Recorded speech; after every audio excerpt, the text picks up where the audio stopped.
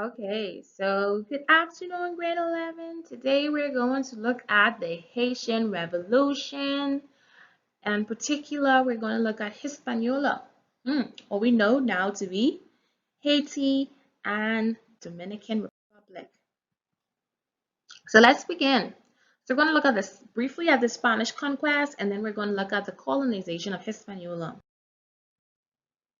So Spanish conquest of the New World. So Christopher Columbus, it all started with him and his discovery of the New World. Once he would have reached back to Spain and he would have informed them of this new world filled with people, and he had found gold in certain parts of the world and certain, stuff like that.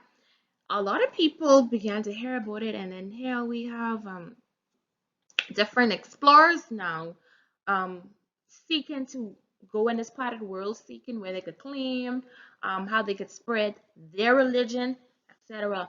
And so this was known as the exploration era in the world. And we had explorers like Amerigo Vespucci, who America is named after, who would have went into various parts of this world and conquered on behalf of Spain. So there arose a problem, and that's when, and the problem was a conflict between the Spain, and Portuguese. Portuguese wanted a lot of the property or a lot of the countries found in the New World, but Spain figured that because they quote unquote discovered it, that they should have preferential treatment or it should be given to them. So during this time, a pope or a religious leader had the most say. And so the pope decided to create a Treaty of Tordesillas where Spain was given the western part of the hemisphere and Portuguese was given east. So the Spanish had rightful ownership, I should say, or claim of this part of the world.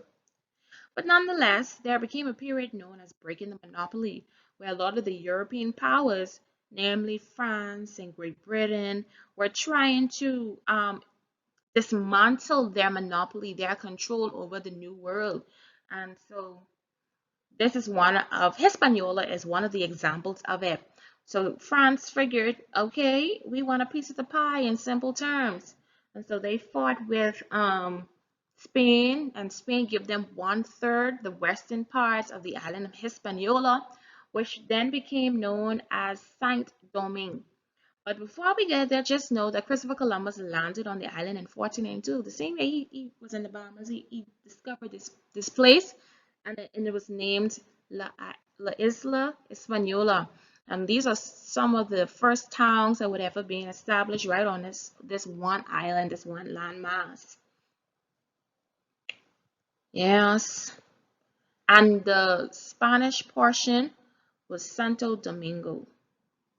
So that's just a brief history of Hispaniola, which is now known as Haiti and Dominican Republic.